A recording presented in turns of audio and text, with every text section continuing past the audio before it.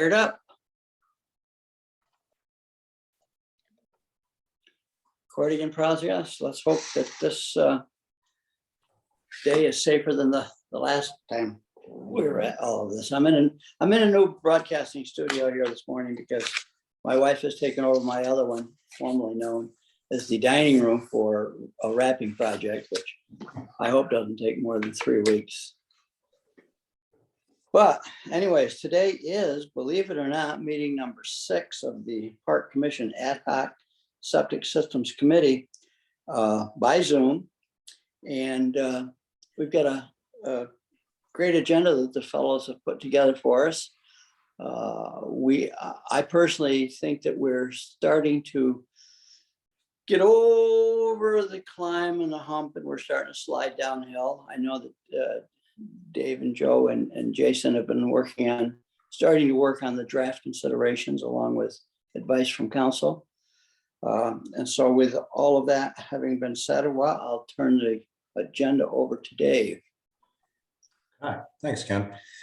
So Ken and I have been talking a little bit about our progress, as he noted here, and I think we're starting to make some. I agree with Ken. So what we tried to do, Joe and I sat down and tried to figure out what this committee seems to be concurring on right now. And then we have some other points that we're still not clear on overall direction. And why you guys are here is to provide your thoughts and advice and expertise on how we might move forward. So the first part of the program, sorry about that, is items A through E. We just want to kind of go through, just to make sure the folks on the call today are on the same page with where we think we are, and if not, we can talk about those a little bit. So item 2, confirming the preferred Lake George septic inspection program concept, starting from maybe the easier ones to the less easy ones.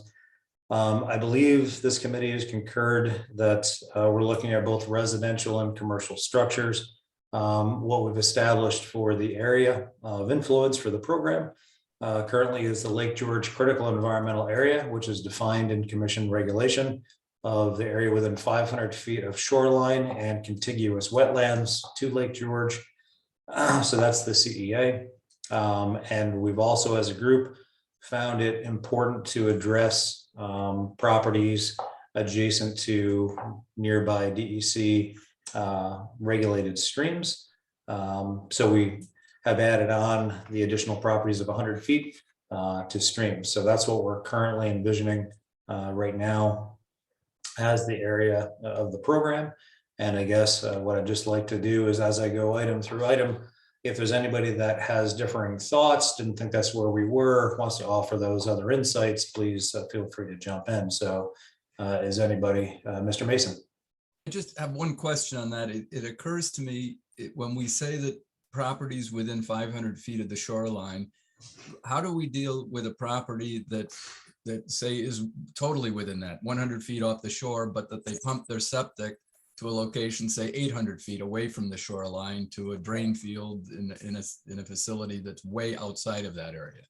I am very glad you asked that, Mr. Mason, because that was the next point.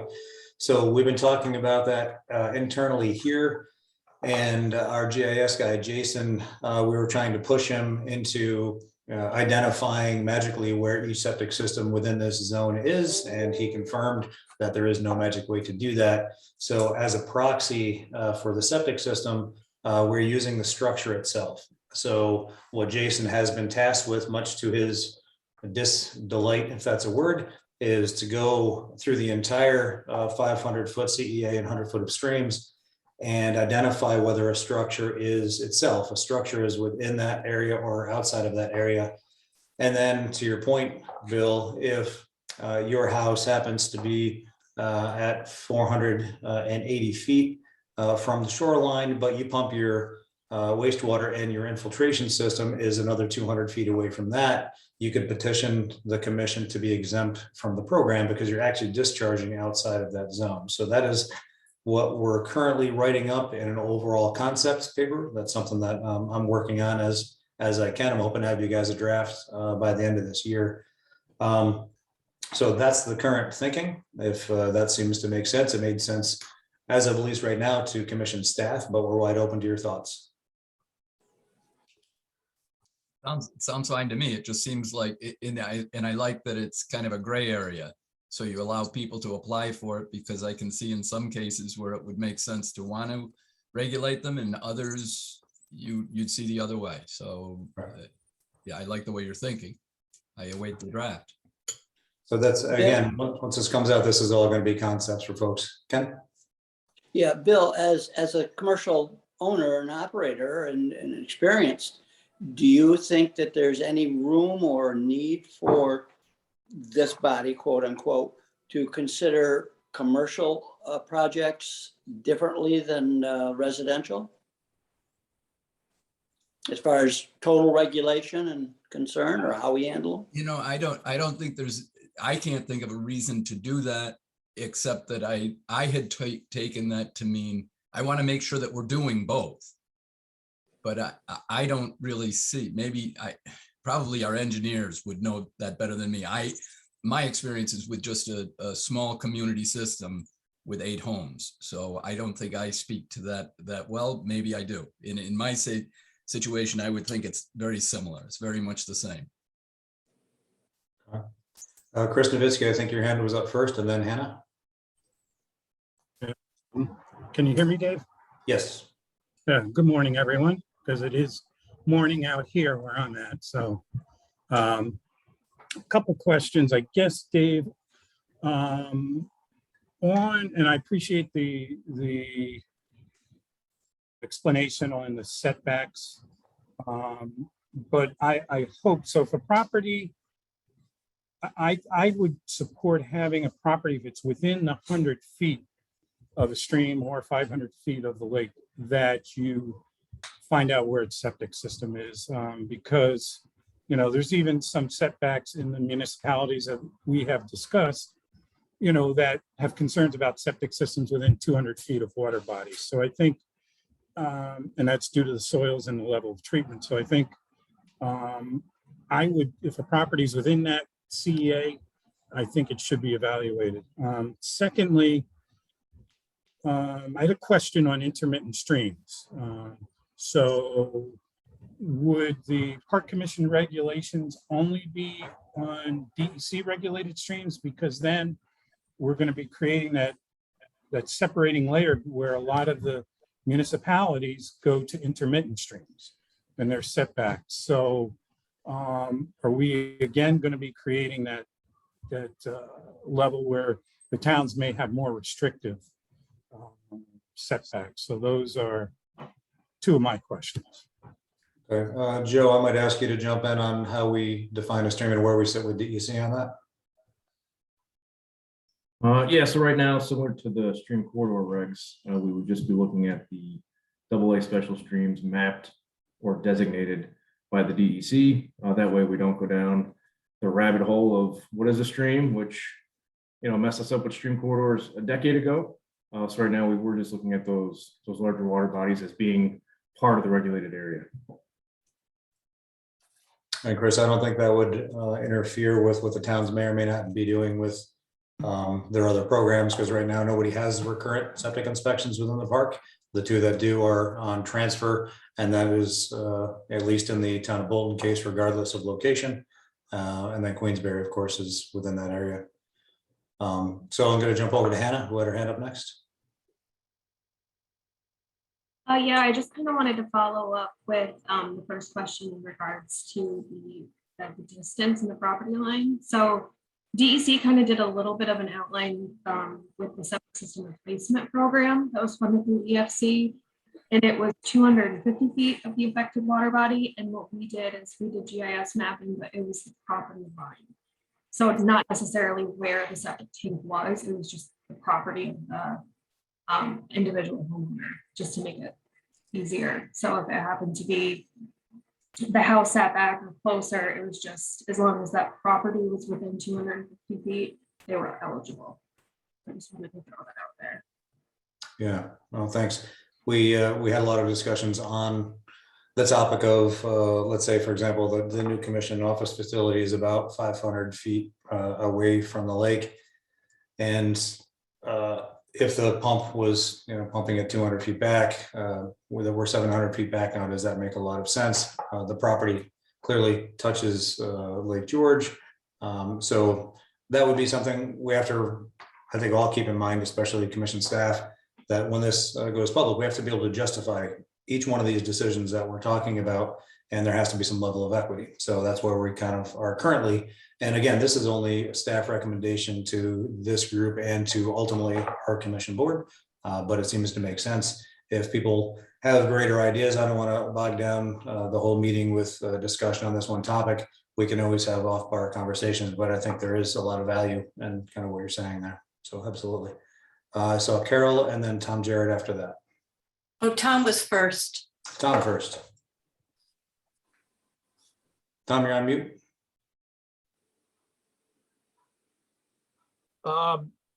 I'm going to second the idea of measuring it to the property line, to the boundary. I know of a number of properties that are very deep, and the house is set back more than X feet from the lake, but the wastewater system may be in front. So the wastewater system may be missed if we use the structure. I think properties that are within the 500 feet, but the wastewater system is outside, can easily be exempted either by commission staff themselves or by solicitation from the owner. So I think that can be handled pretty easily. I would vote for the property to be used as opposed to the structure. Thanks, Tom. Carol? Yeah, Dave, I just heard, I think it was Joe talking about not going down the rabbit hole with intermittent streams. And that's okay just to say, but scientifically, we have to remember that those streams, the flow rate, the volume, together are some of the more significant contributors of nutrient loadings. And they push those nutrients through those lands. So I think it's a mistake to just sort of callously say, oh, that's a rabbit hole. I don't mean to be, flippant about this, but those are the most important streams. I think you might even remember the nice talk that a gentleman gave from the Chesapeake in one of the old Watershed Coalition meetings, where we know that those are the greatest contributors, those third and fourth order streams to delivering water and its corresponding nutrients to the lake. Keep that in mind. It's going to be very important at some point or other, because it really does matter. Okay. Thanks, Carol. Anybody else on this topic before we move on? Okay, not seeing anything. Bill, did you have your hand up? I'd hate to have one more thing that I want to add. I don't recall when we settled on the only dealing with the homes that are within the 500 feet or in the CEA. That, and maybe I'm moving on to C, but it seems like it all has to do with it. I had thought we were considering still a abbreviated schedule or a different schedule for properties outside of the CEA, that maybe those would be on an every 10 year or something. It just seems as though that would go a long way towards satisfying this, if they were inside the 500 feet or outside of the 500 feet, it wouldn't mean that they get a total free pass versus getting regulated. It would just mean that they might get it less often, which would make a lot more sense to me, that we're not just giving. It would worry me that we're missing somebody who's on either an intermittent stream, very close to an intermittent stream, or one of these other situations that have been described, and for one reason or another we gave them a free pass and we're not regulating them at all. And I think we're missing something pretty important there. All right, so Bill has taken us down to 2C. We'll go back to 2B in a minute since he's already started the conversation. So the idea of incorporating the other properties outside of the, let's say it's the CEA for a septic inspection, came out of the Cuca Lake program. So anybody can go on our website right now, take a look at all the program analyses we took a look at across New York State. Cuca Lake kind of jumped out a little bit at us and said, oh, that seems a very novel idea to do the ones that are more high priority within a recurrent cycle, and then do ones that are arguably lower priority that aren't adjacent to streams or aren't adjacent to the shoreline on a property transfer basis. So we thought that sounded like a good model for a program. And then we started looking at the difficulty that becomes inherent with tracking property transfers that the commission doesn't have easy access to. We've spent quite a bit of time with Dave Hatton so far. One of the biggest challenges they have is tracking the transfers. Now, what happens if the property is already transferred? How do you cause that inspection to still occur? How does that happen between the parties? And at least at the stake where I thought, and maybe we still are, maybe we're not, is that the clear importance, and I guess we'd call it the lower hanging fruit, is to get the priority areas into a program without making the difficulty of tracking down the other 3,000 properties and trying to figure out when they transfer, since we really don't have any access to the real estate listing service and Warren County tax processes that allow those inspections to occur. Dave has noted it's one of the most difficult parts of their program. And remember, they average 50 inspections a year. We're going to be averaging 700 to 800 inspections per year, not including outside properties. And it was concerning to staff that we would be biting more off than we could chew to get the program in place. And I know we have concurrence from at least one or two folks on our commission board that we've talked to about that, but it is not a settled matter by any topic. Again, these are just discussions. Nothing is decided by this group. We're just hoping to get concurrence from this group to bring to our ultimate board and say, this is what people feel is important or not. So that's still an open topic, and we can certainly talk about it. So we can go from there. Anybody with thoughts? I see Chris Nowitzki's hand up. Thanks, Dave. I'm glad Bill raised this question. And I understand it. It will be a lot. I, for one, would be up for having all systems inspected, realizing that may be administrational, as well as a problem with the ability to get enough inspectors to do that. Maybe the once every 10 years is the way to go, but I think one way is with the inspection upon transfer. It may be difficult, but that's not a reason not to attempt it. There was discussions here, and it's been raised in a technical problem or committee, what is the problem we're trying to address, and I think we're trying to protect water quality and to address systems that are failing or are substantially non-compliant. So I think the property transfers, although it may be, transfer programs may be difficult.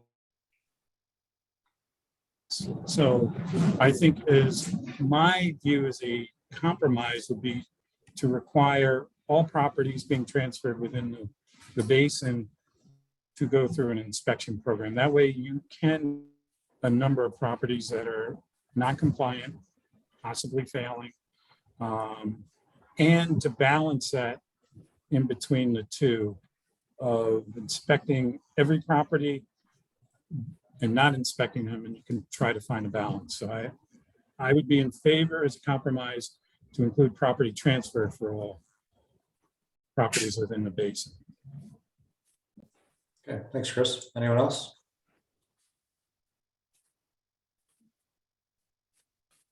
All right, so we just have a little more conversation to do on that, and we can keep moving forward. And Chris, you and I can talk a little bit offline, and we'll talk to Dave Hatton a little bit more about that too, because volume is concerning and capacity is concerning as well. Jumping back to B, 5-year rotating cycle for inspections, with a fifth of the properties every year based on yet to be decided criteria, most likely based on proximity. So for a while, we were talking about a 5-year program, a 10-year program, a recurrent program of whatever schedule it might be. So I believe everybody on the call, hopefully this is one of the least contentious ones, is believing that much like pretty much every other program around New York State, a 5-year recurrent interval seems to make sense, with 1/5 of the properties seeking to be inspected on any given year, starting with the higher priority sites, as in shoreline first, and then working our way back based on whatever RGIS we can come up with here that seems to make sense. So is there any lack of concurrence on that thought? All right, well, that was an easy one. Okay. Going down to D, annual fee for properties in the CEA based on program costs.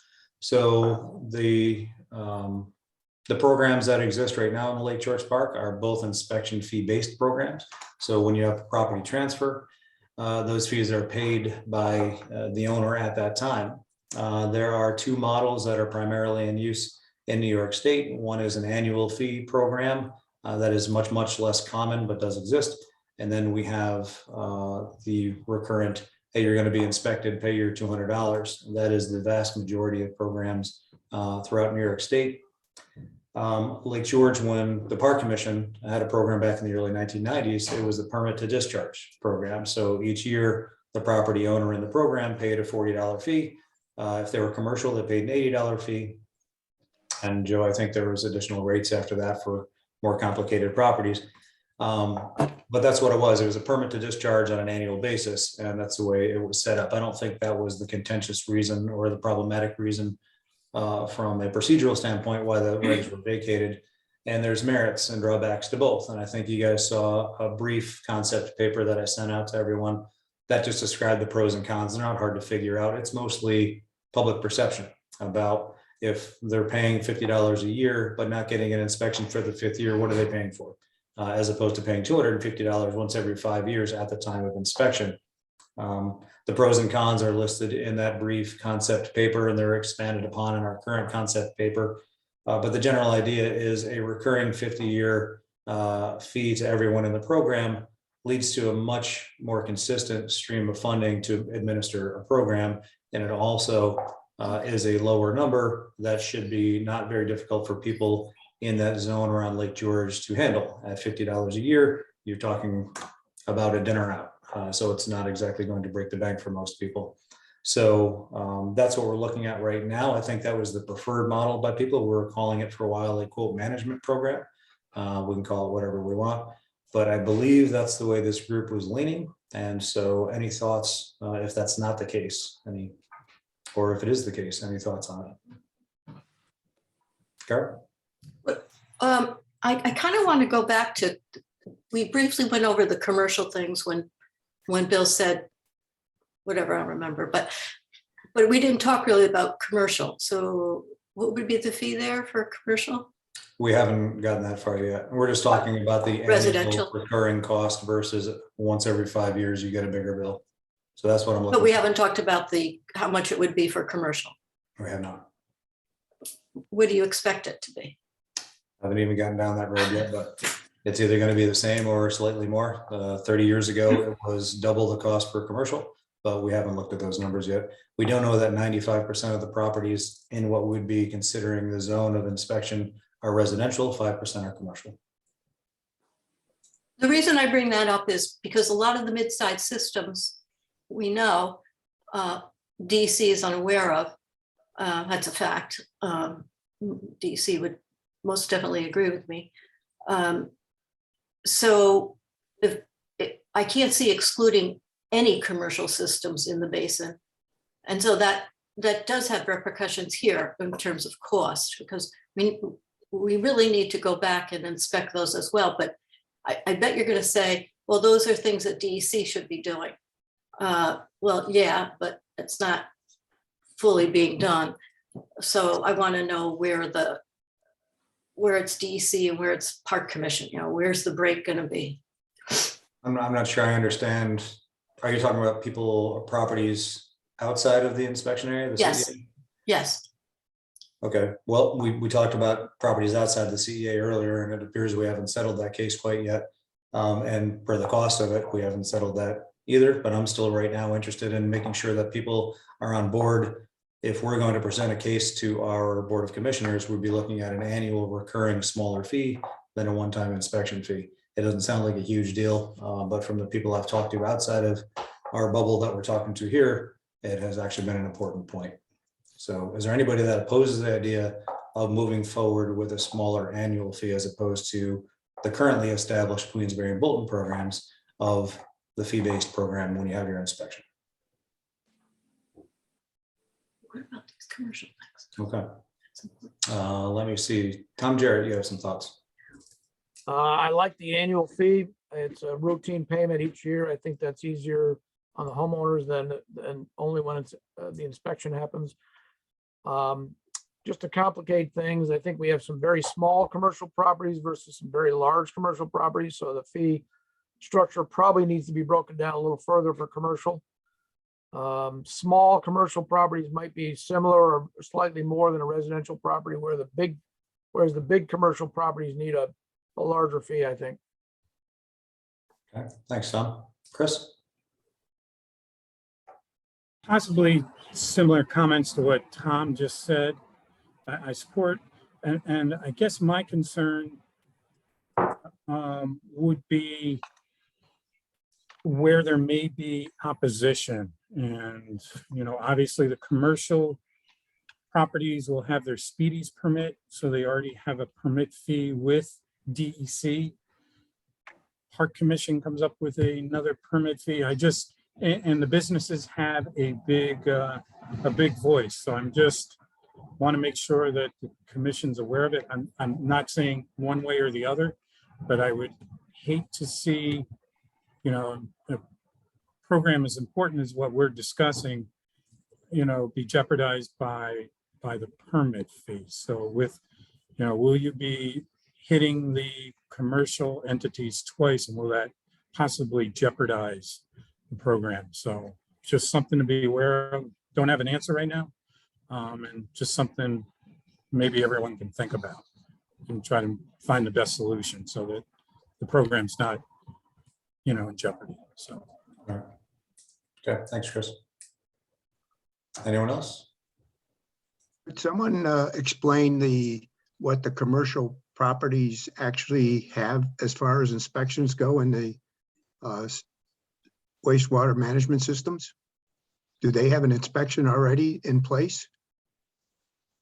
Currently, that's my understanding. No. Tom Snow and I think Kevin is here. Are you guys aware of current and recurrent type of inspection programs for commercial properties? I think it's kind of funny. We have to have, for our commercial system, we have to have a speedies permit. So I'm entitled to pay every year a fee, but they don't do anything. They collect the fee. That's my point exactly, Bill. They're not inspecting the systems. Yeah, I have no idea. I imagine on larger ones that there has to be something, but There's very it large certainly is ones, not which I with us. know DEC has not inspected. So Kevin, you're unmuted. You want to jump in? Yeah, there's a for the systems that are over 1,000 gallons per day flow, those require a speedies permit. There are a lot of systems that fall under that are still considered commercial that would fall under our jurisdiction. So any small motel, and there's a lot of them, they would probably fall under the speedies threshold. We do inspections at the facility. Part of that inspection is we're not really looking at the full septic, but we're making sure there's not a failure on the surface of the ground. So that's the extent of our septic inspection, to make sure there's not a failure. But we're not looking at components or anything like that. Thanks, Kevin.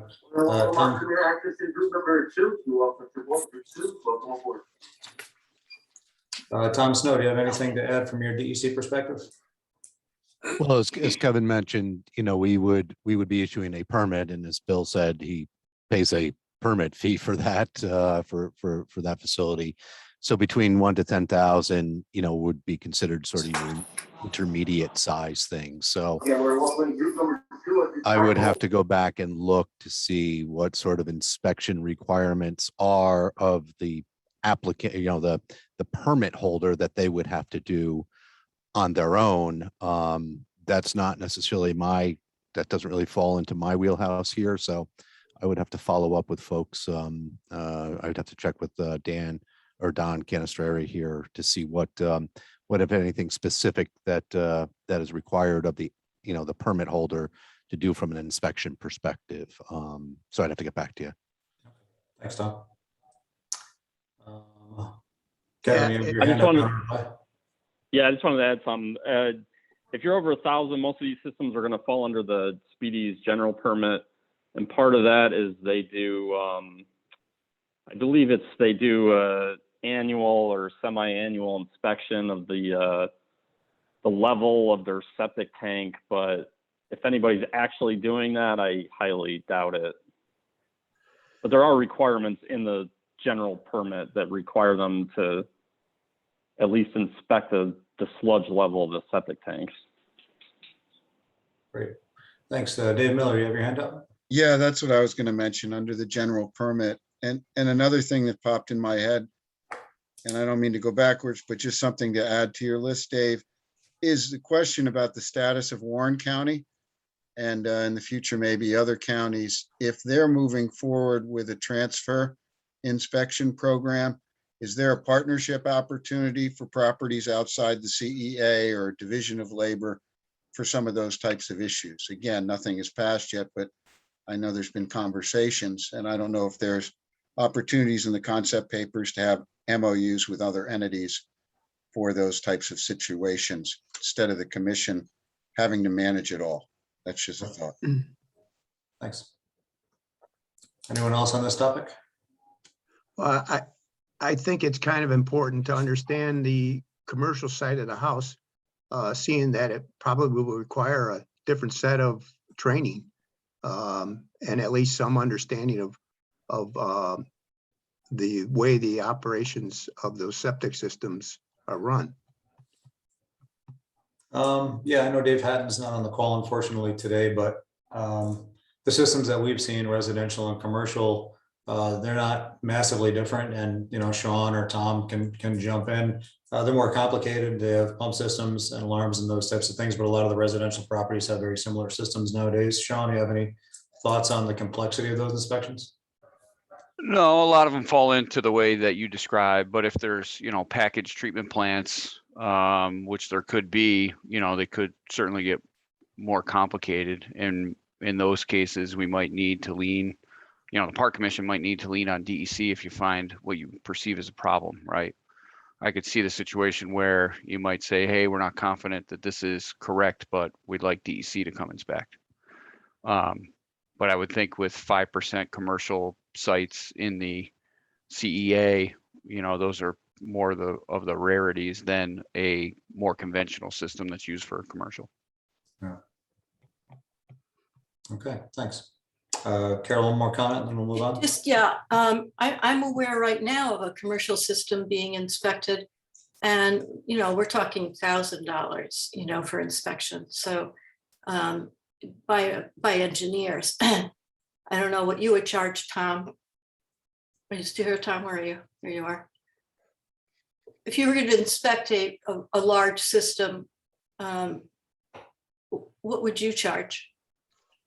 I don't know offhand, but depends on the complexity and the size of the system to begin with. So I can see it certainly being in that range, depending on how complex and large the system is. Okay. All right, we'll keep going. We're looking at 2E, one that I know is near and dear to Mr. Mason's heart. We've been taking a look at the different types of programs that we have. Even within our own watershed, we have two specific types of systems. The town of Queensbury runs the program solely with their own staff, both administratively and on the inspection side. The town of Bolton is largely hands-off and everything is run privately and reported back to the town of Bolton. There's benefits and drawbacks to both. Logistics of coordination is generally one of the largest factors of having three-way coordination between agency staff, homeowner, and the inspector / hauler, or the hauler at least, is definitely been a challenge for the Queensbury program. It's also been a challenge for the programs that we talk to across New York State. when we evaluate how the program is run in New York State, there's not one program that operates with agency staff that conducts more than 200 inspections per year. They don't exist. And when we talk to each one of those programs and we say, why is that not the case? They say because they simply cannot handle the logistical capacity to make that happen between organizing all of the inspections and doing everything from A to Z on it. They found it to be a much more efficient program to be inspected outside and have inspectors report back to them with some level of oversight. And there's highly varying levels of oversight across the programs in New York State. When we talked to Tyler Ohl from Canandaigua Lake, who inspects between 100 and 150 systems per year, and said, we're looking at this for 700 to 800 systems per year. He said, you're going to need 7 to 8 of me to get that job done and done well. And that equates, of course, to a cost. So, and he said that's the reason that the Cayuga County and other programs out there are running everything largely like the Bolton program, again, with varying levels of oversight.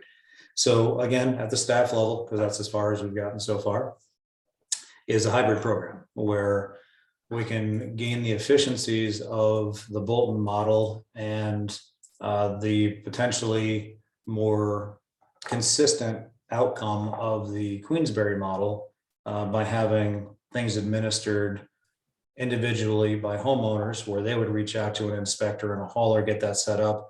And that would be reported in advance to the commission, who would maintain 1 or 2 inspectors and some administrative assistants to go out and oversee between 20 and 40% of the inspections that were happening out there, to try to bring a level of understanding for the differences in the inspectors that are out there and consistency across the program.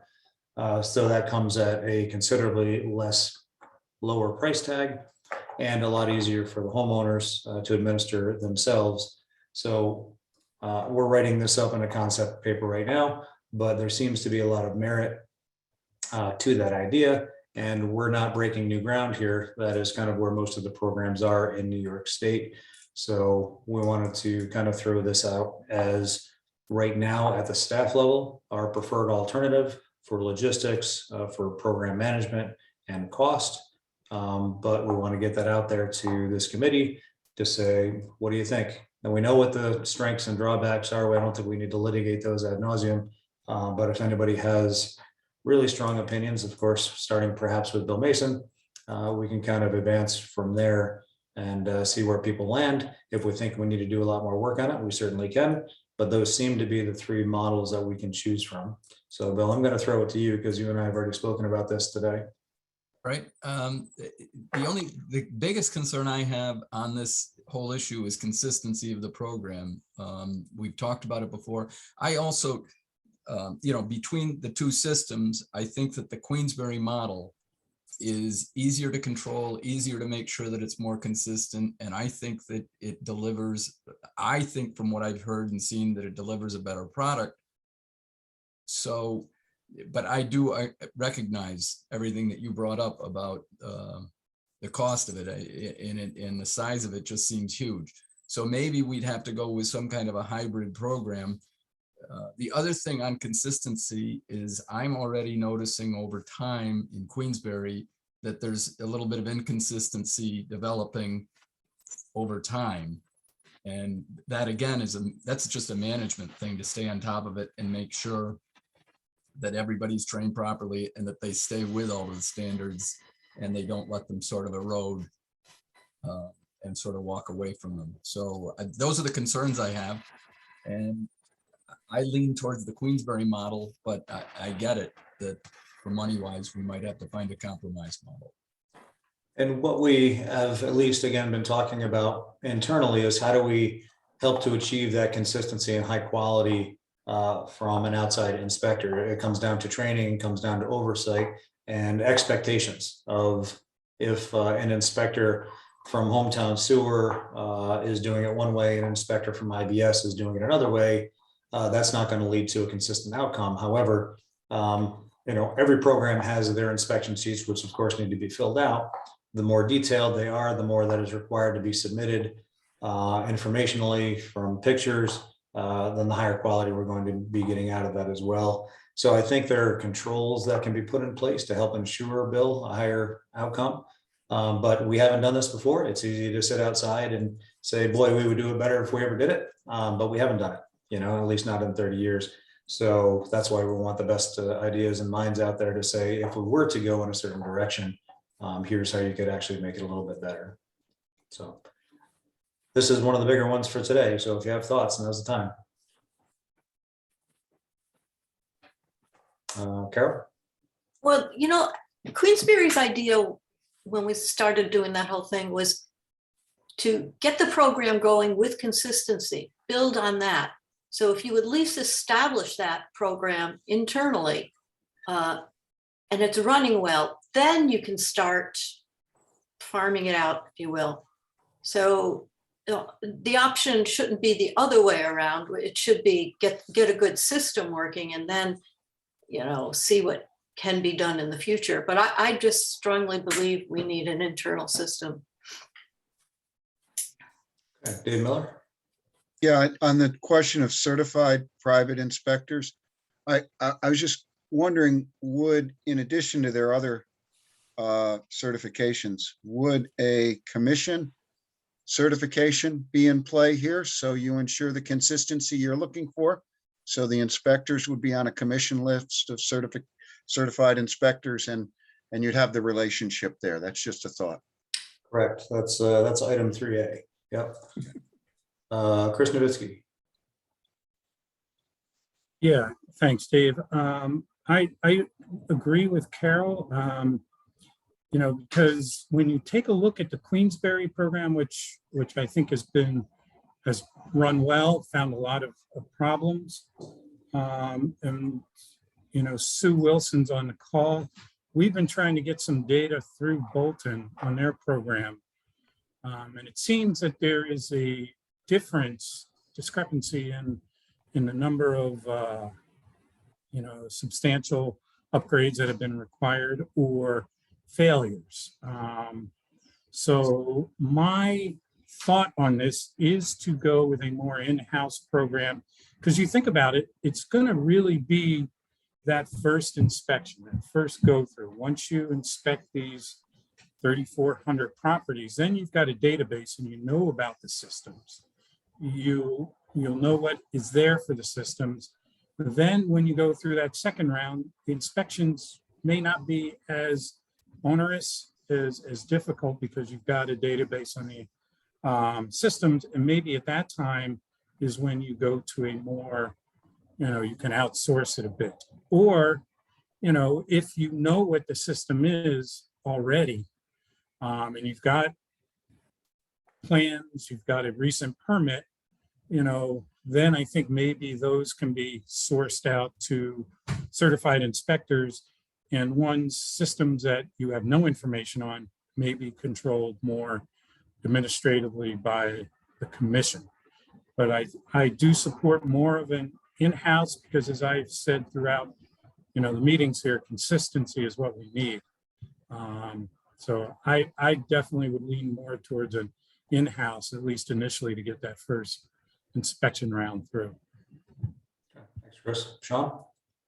I see Miss Wilson has her hand up. Maybe I ought to let her go first. There she is. Sue? You're on mute, Sue. Sorry, I would prefer to have the system that Queensberry has, where it's all done in-house.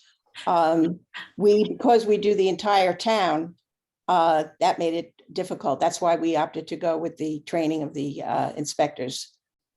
So, but I agree with all the comments made with regard to having it in-house, that's a better process. Thanks, Sue. Dave, my comment was going to be, have you calculated what it would cost to do it all in-house within the 5-year period in the CEA?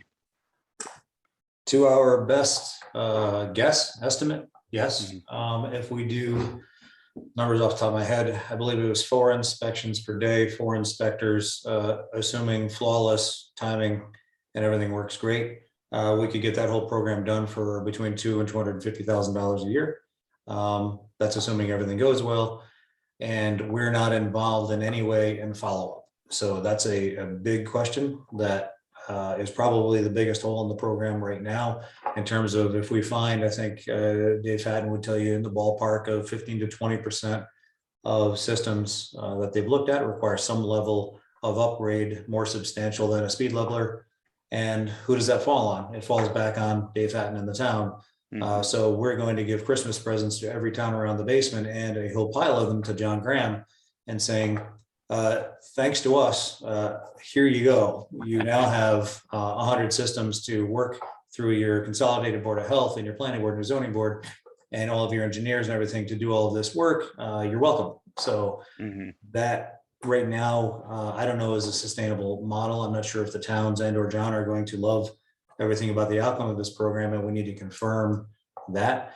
If the commission is going to go beyond the inspection program, then most of this conversation is moot in terms of the cost and the program staff required, because right now it's divvied out among municipalities and counties. If that was all brought in-house, we're talking a program cost and administration that's going to exceed the current size of the commission, because we just don't have those resources to do that work right now. Yeah, and my question could have been posed a little bit better. I was curious in terms of annual cost to the user, right? So if you want it all in-house, the thought is with a hybrid program, it's largely being done by the septic haulers, right? At whatever cost they might charge or may not charge in addition to what their hauling price is, which has nothing to do with what the park commission's annual fee is set up to do. Right. So it would be an interesting calculation, maybe help the overall committee understand what the cost to the user would be, the folks that are going to have to pay if you want to do it all in-house. And the other trade-off, of course, would be, well, you might have to extend the inspection timeframe if you want the cost to be lower. So there's always a trade-off. I guess that's the point I want to make. Yeah. So what's interesting about the scale that we're looking at, we could administer the program that we're talking about right now for ballpark $50 per user per year. That would generate in the range of about $170,000+ that we could get 2 to 3 inspectors and a program administrator, and maybe or maybe not get it done in that 5-year period. That's a possibility. The cost to the homeowner for our services would be higher most likely than hauler inspectors, because the haulers are already getting paid to be there. They're getting paid to uncover the cap and the distribution box. So just as a part of their process, they're already doing more than half of the inspection. So for their customers, they may say for another $100, we will administer everything, upload the information to the park commission, and our cost at the park commission goes significantly down. Therefore, what we need to charge back to the homeowners is much less. So we have some of those costs internally laid out. They're not ready for prime time yet. But yes, it is lesser cost, of course, to the homeowner, but in the range probably about 40 to 50%, which sounds like a large percentage. But back to some earlier points, we'd be talking about going from $50 per year to perhaps $75 or $80 per year for a program like that. But again, these are just our preliminary numbers, and we're assuming everything is going to go tremendously smoothly and we're going to get the progress that we need to. So, any other thoughts, Joe? Yeah, Dave, I would be in favor of kind of a hybrid program, but taking advantage of Queensberry's experience with various haulers, and that they have identified those that have already been in the program, and rather than to start with new haulers, and they would be already trained and we could work with them a little bit better and keep the costs down. I'm certainly, agreeable that the Queensberry effort is great, but once again, the costs and the effort to inspect 700 properties in 1 year, as the Canandaigua guy said on our call when we were listening to him, 7 or 8 of him would be required, and that doesn't, talk about much of the, follow-up stuff that's going to happen. Right. So, I mean, I'm trying to be practical here. We want to get this, program going, and maybe with limited supply of suppliers that are going to actually do the inspection based on Queensberry's work that they've done might be a better approach than opening it up to all suppliers. And yeah, that jumps down to kind of 3A of how do we, if we can ensure that the people that are going to be inspecting septics in the Lake George Park have gone through as rigorous of a training program as we can, including being out on inspections and going out with the Dave Hattons and the John Grahams of the world that do this kind of stuff until they say, all right, these people have enough background and experience and they know how to do it. I would assert that we probably don't want somebody, you know, fresh out of college that hasn't even seen a septic inspector to go through the 6-hour New York State course and all of a sudden you can inspect septics. That's not where we want to be. But I think if the person had a combination of background and experience, and then they could go through the program and then holding them to a fairly high standard on the reporting requirements, the pictures that need to be submitted, and with oversight of as many of those systems as we can, because we've removed ourselves from the burden of logistics. So it puts almost 100% of the inspector's time on literally going out and overseeing inspections, then perhaps we can close that quality concern and consistency concern gap that we may have otherwise. Any other thoughts? Okay. Good. So the questions really for today that we were hoping from you guys, that was a good discussion. It gives us a full understanding of some of the concerns that you still have. Moving into 3A, training and background for a qualified inspector. So if the commission was to be undertaking the inspections themselves, we'd most likely pin ourselves to Dave Hatton and the New York State septic training program until they were highly competent and every inspector on staff was at that same level and there'd be oversight training from operations staff, and that would never be a concern. The question comes back to what I was just mentioning to Commissioner Stanek, which is, I think, what we can do internally is put out an idea of if we were going to allow private or outside inspectors like the Bolton program has, what type of certification process and what type of oversight process could we put in place to help ensure as high of a level of inspection as we might get with people that are solely trained to do this at an agency staff level that don't have a dog in the fight either way. If they find a failure, it's noted as a failure. If they find something that's not a problem, they note that as well. So I'm not sure how much discussion we can really elucidate today. If people have great ideas of programs they've heard of somewhere throughout New York State, New England, that would be great for us to follow up on and look at, that is always fantastic for us. And then we can start to put together what that model might look at. So are there any thoughts on this general idea of outside qualified inspector training or those types of topics?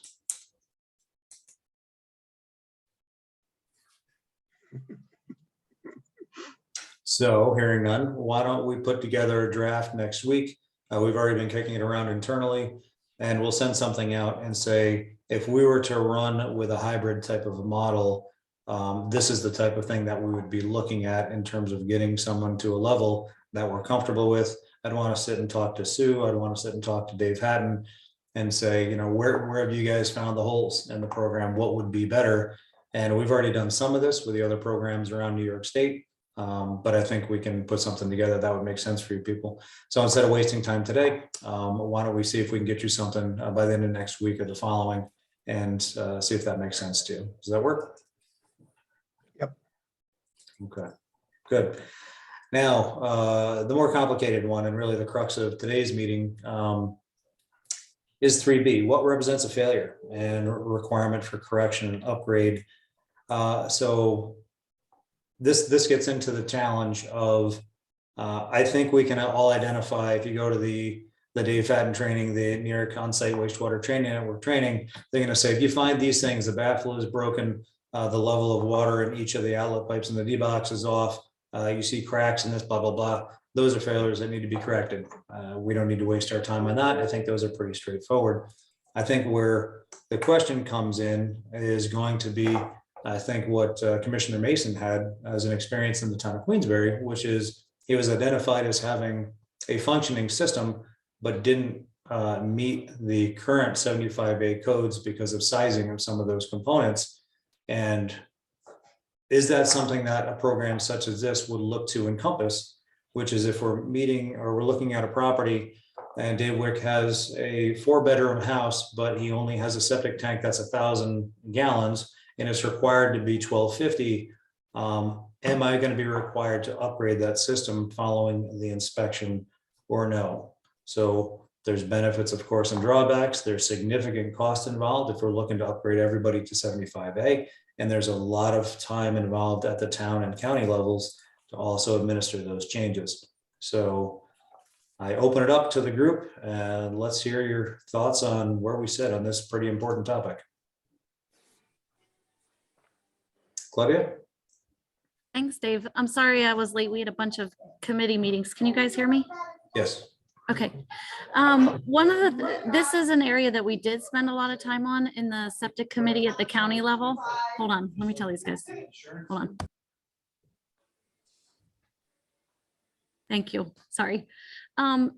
We struggled with the 75A thing as well. And what I'm going to read to you what we came up with for our language, that every substantial failure or substantial nonconformity with 75A or local regs, such as if the size of the septic tank is less than 75% of the required capacity, or if a setback from the system to surface waters, wells, or buildings is less than 75% of the required distances set forth in 75A, that would be a failure that would have to be corrected.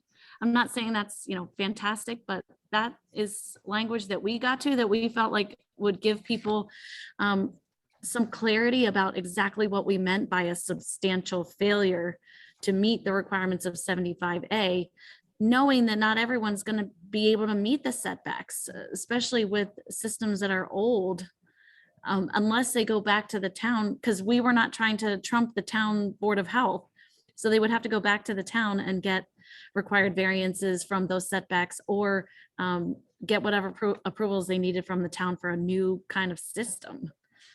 But we felt like just the language out there of substantial failure or nonconformity, what exactly did that mean? And I'll say one more thing about the required capacity. In our form that we had proposed, they would have to say how many bedrooms and that kind of thing are actually in the structure as of the current day, versus maybe it was, a 2-bedroom cabin that's been converted to a 4-bedroom something. And so now it definitely doesn't meet the 75A capacity requirements. That was something I think Chris Nowitzki helped us narrow in on about the capacity. But it's definitely an issue. We had a bunch of we had 12 different items, and most of them were based on Bolton for substantial failure. Things like the metal tanks is obvious, but Right. I hope that helps. It does, Claudia. Did you get consensus from your committee that those changes were what you're advancing to the county for full vote? We did.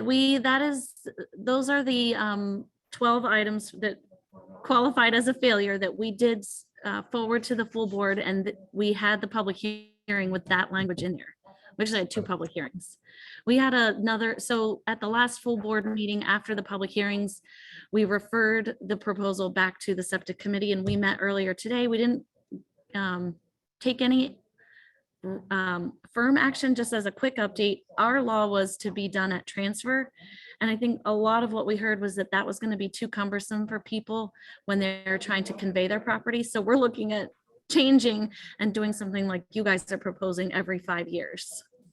Really? And start with some of our priority water bodies other than Lake George, outside the CEA maybe. So Lake George, but outside the CEA and other water bodies, and then talking about going to all systems throughout the whole county. So we might be taking on more than we can chew, but on the whole, staff inspectors thing that you guys just had that discussion about, I tuned into what Sue was saying. It would be preferable to have in-house inspectors, but the county doesn't really have that capacity right now either. That's a real concern unless we were to beef up that department a lot. Sorry to be a little off topic there. Thank you. No, that's good. That's a significant change. I hadn't heard that. I actually tried to log in your meeting, but it kept showing the health services meeting, so I logged back out. So good. That's very interesting. Claudia, I'll catch up with you offline. I want to learn more about your program. Chris Nowitzki, I see your hand up. Thanks, Dave. And I kind of echo what Claudia just referenced. I think and I would call it failures in substantial non-compliance, because when you start talking about failures, there's different levels of what failure is. But, an argument for the commission and concerns about costs of, increasing the size of a septic tank.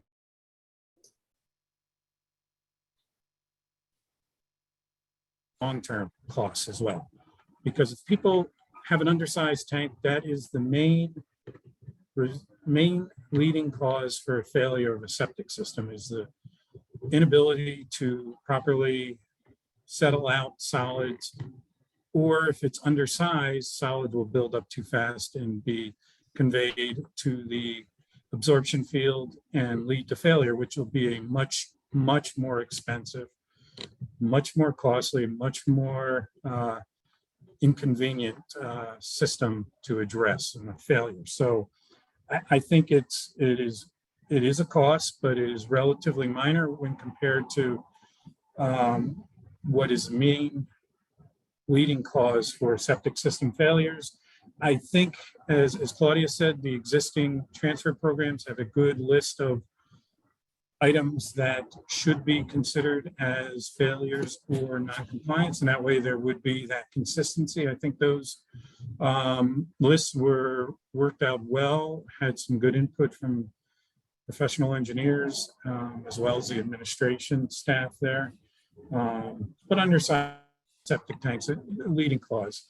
We all know septic or cesspools shouldn't be there. Metal tanks, as Claudia said, should automatically be removed. If there is, it's hard to find out the size of a field once it's in. You can almost do more damage while trying to find that out. But, the setbacks are important as well, as we've discussed at the technical committee. So I think take a good look at those existing lists, but I would not back away from, requiring septic tanks to be replaced, because really that is a cost that is significantly less than a system failure. Okay, thanks, Chris. Hannah? Carol was before me, but No, Hannah, you go, Hannah. okay. No, this might be a little bit further down the road, but I know a lot of our residents up here in Essex County, especially second homeowners, are very unaware of the fact that they even have septic systems. I think that just having the luxury of having municipal sewer and water where they're from, they've never really come into an area of where they have more responsibility as a homeowner. So maybe if you guys do set up something internally, either at the same time or maybe later on down the road, but some sort of maybe like educational component piece to it all, to kind of like, whether it's like a pamphlet or when you're doing the site inspection, of kind of like educating the homeowners a little bit on the maintenance. And, when you walk away, kind of tell them, we're going to do these inspections every so often, but you should really, get it pumped out. Be cautious of what you're putting in your sewer, as far as things going down the sink, what you're using, because a lot of the times, I don't know how it is down there, but up here, as long as the toilet can flush, that's good enough for them. So just kind of want to put that out there. Yeah, thanks, Hannah. Carol? Yeah, I just want to caution everybody again on, I certainly agree with this wonderful approach that Claudia is doing. And, but that 25%, oh man, the lake could probably handle that 25%.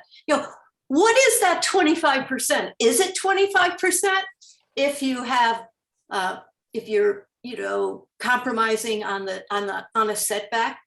We don't know that it's a 25%, addition of nutrients. Maybe it's 50, maybe it's everything.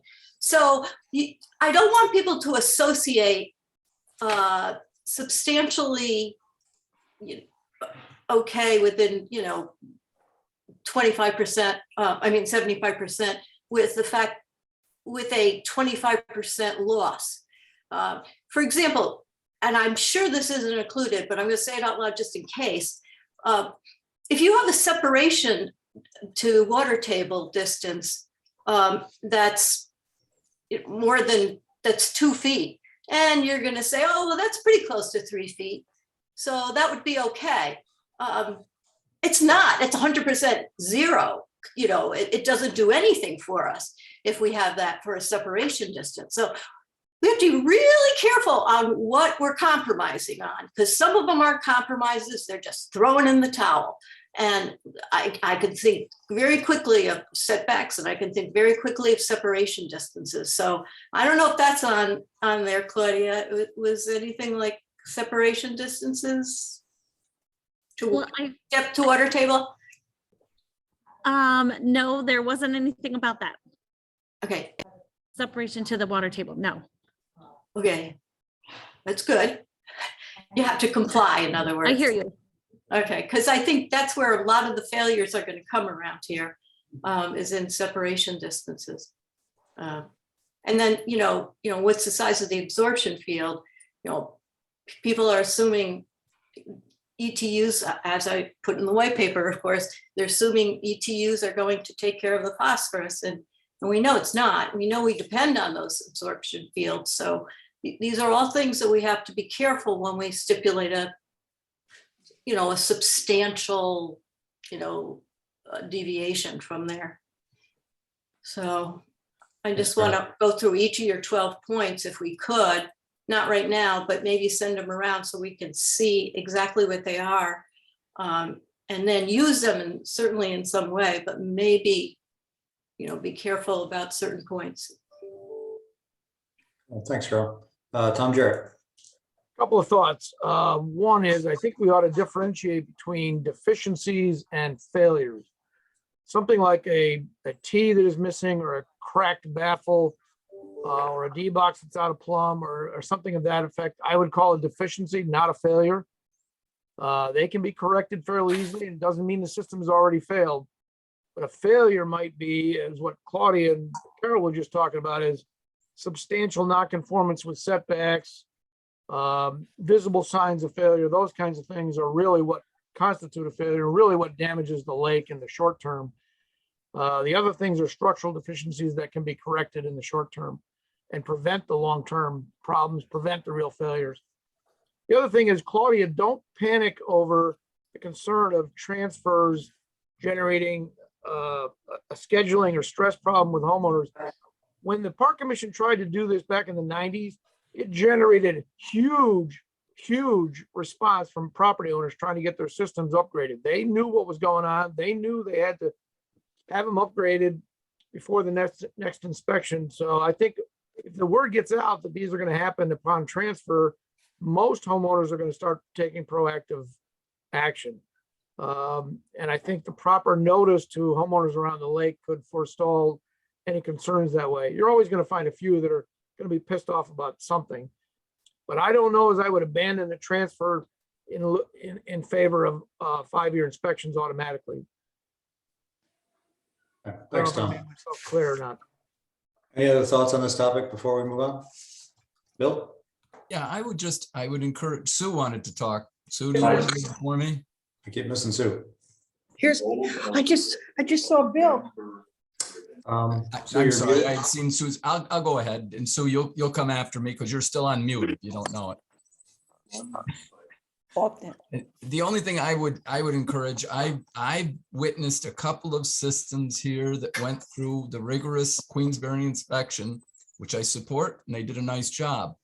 The only thing was, in 2 instances I watched.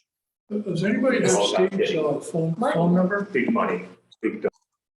The systems, was somebody talking to me? I'm sorry. The systems were functional. I'm not a scientist nor an engineer. So for me to say that there was no pollution or nothing going on that could have hurt our lake is a little silly, because I can't make that statement, but I would have trusted an engineer. And in both cases, I talked to an engineer about it, who told me there really was nothing wrong going on here. They just were not going to meet the regs.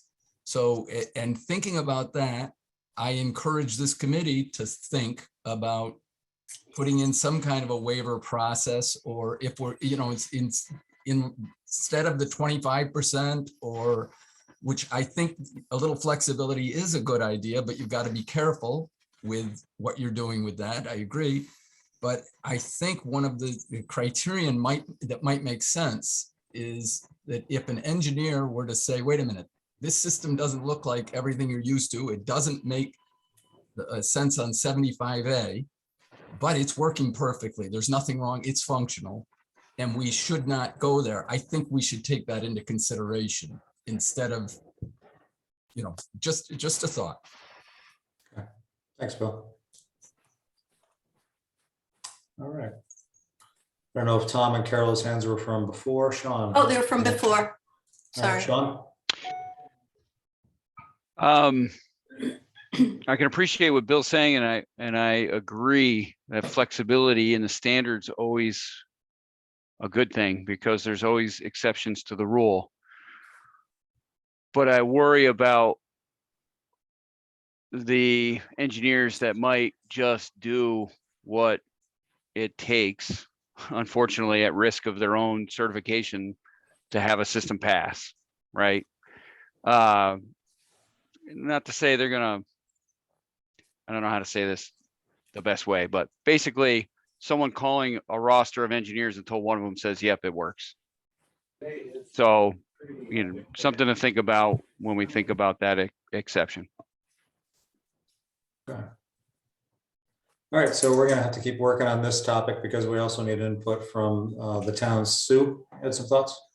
Yes, I just wanted to mention that the terminology that Bolton uses is that when an on-site wastewater treatment system has been determined after an inspection to be failing or inadequate, remediation has to take place. So do you guys have a specified time for that remediation? Yeah, we do. They have to enter into an agreement. I think it's 60 days. To meet 75A. But they have to enter into an agreement with the town to remediate that issue. Okay. I can get So for a property that you found a 4-bedroom house and a 1,000-gallon septic tank, you'd require to enter into an agreement that would be upgraded by date certain type of thing. Right. Okay. All right, interesting. Anything else on this topic?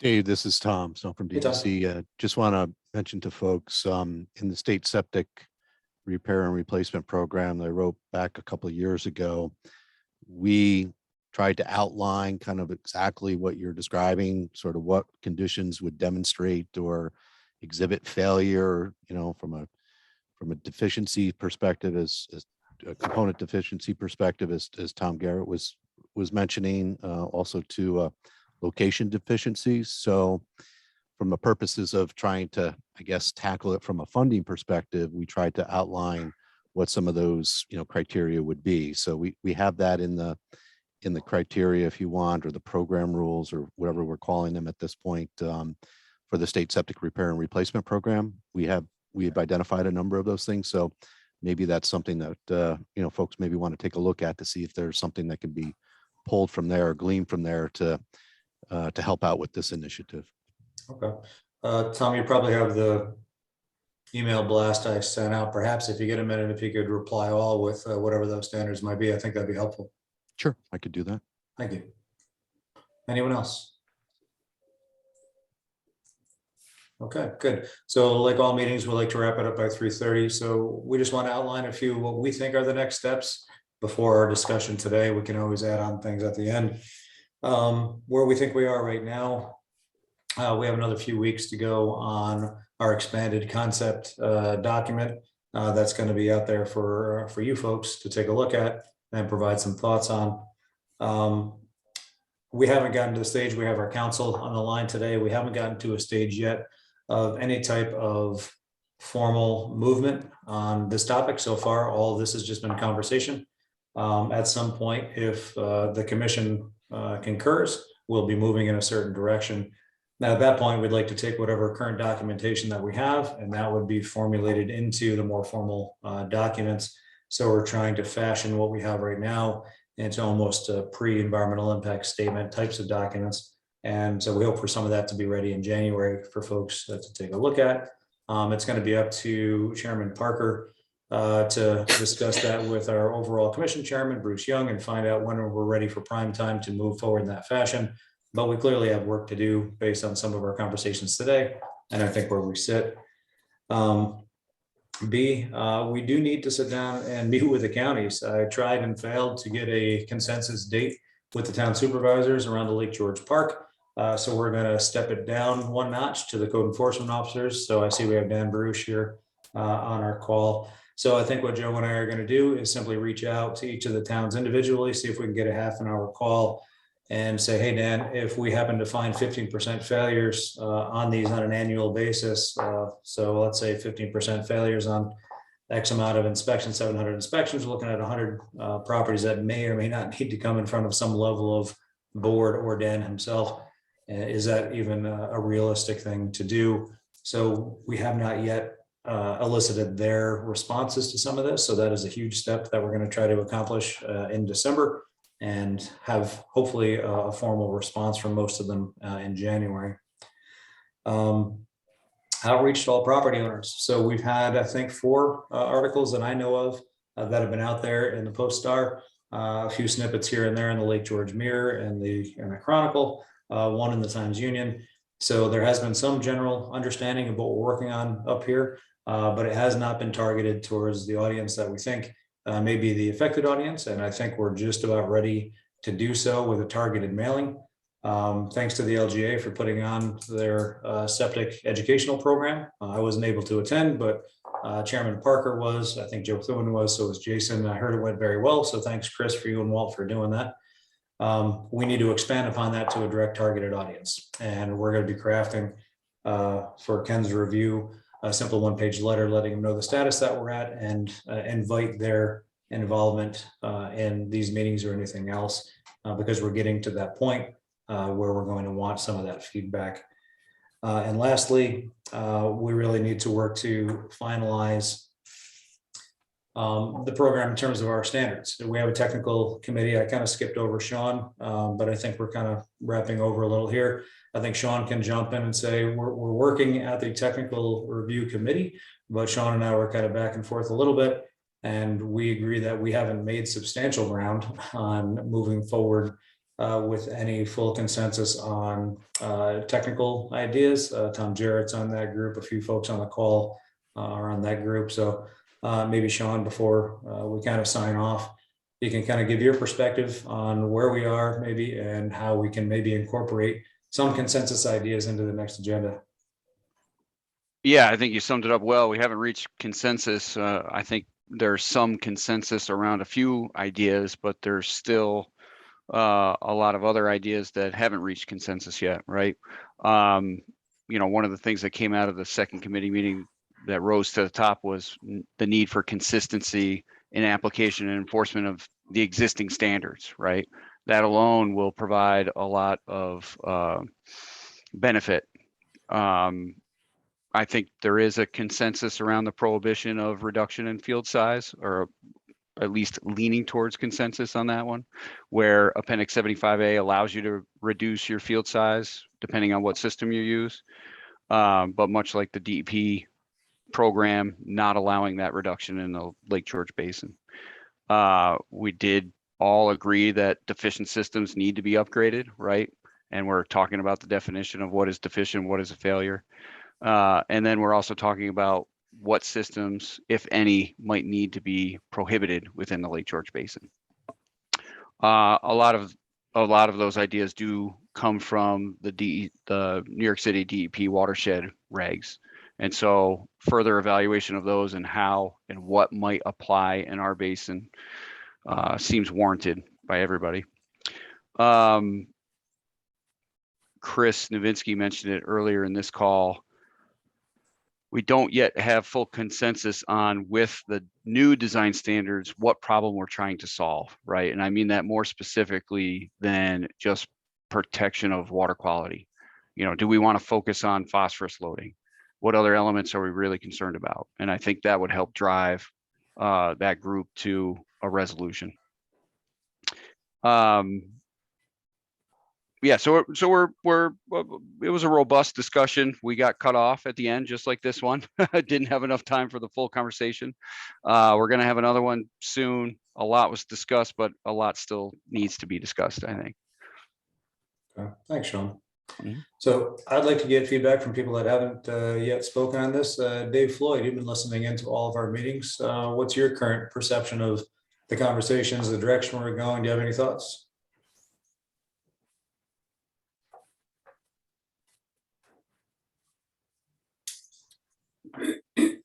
Oh, did we lose Dave? There he is. You're still on mute, Dave.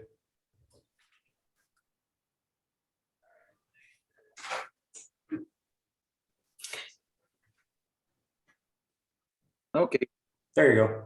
I've been just listening to all the experts here and trying to just get a feel for the whole concept here.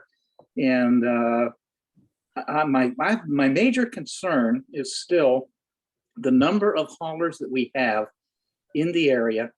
Because, you know, yeah, we're talking about the basin for these pump outs and 700 or 800 a year. But, you know, these haulers are also servicing other people in their communities, not just in the basin. And I'm very concerned if we're going to have a problem logistically, you know, putting this together. I'm all for it. And I just hope that we can work out the logistics on this program. Very good. Thanks, Dave. Kathy, I see you're on mute and I know you're on a phone call. Do you have any thoughts, Kathy LeBombard?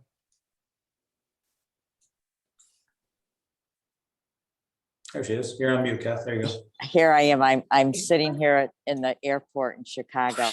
I got in a little bit late, so I missed all the discussion earlier on the inspection program concept.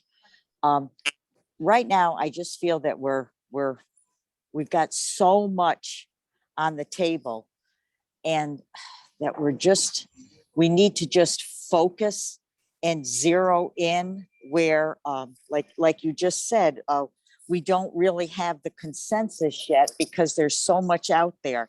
And I think that we just have to be patient and keep meeting and just keep plotting ahead, you know, just keep trotting, keep just going up like we've been doing and trying to identify the problems that we really need to solve. I think Sean kind of summed it all up. Just stay focused like we have been and be patient and we'll get there. Great. Very good. Thanks, Kath. I think our last committee member that hasn't had a chance to speak yet is Dan Baruch. I don't know if you're working in the background, Dan, but do you have any thoughts on where we are in the process or where the town of Lake George might be on our whole initiative here? I am trying to double task. I don't think I have anything additional. I think when you guys reach out to the munis and when we talk, if I have anything, then I'll pitch it in your guys' ears. Okay, I appreciate it. Thanks, Dan. You're welcome. Ken, that's all I had for our agenda. Is there anything else you want to capture before the end of the day here? Just that obviously we're going to need a couple of more meetings. It's interesting that we have so much on the table that we're kind of bouncing the balls and shaking the calendar, because a lot of times a comment creates a couple new directions that we find out we got to shake them out. One thing I wanted to make really clear was that there's never been any conversation of private systems versus commercial systems. We've always, up to this date, been talking about systems, and now it's just going to be another fork in the road as to how we deal with, if we deal with the commercials separately, fine. If we don't, fine.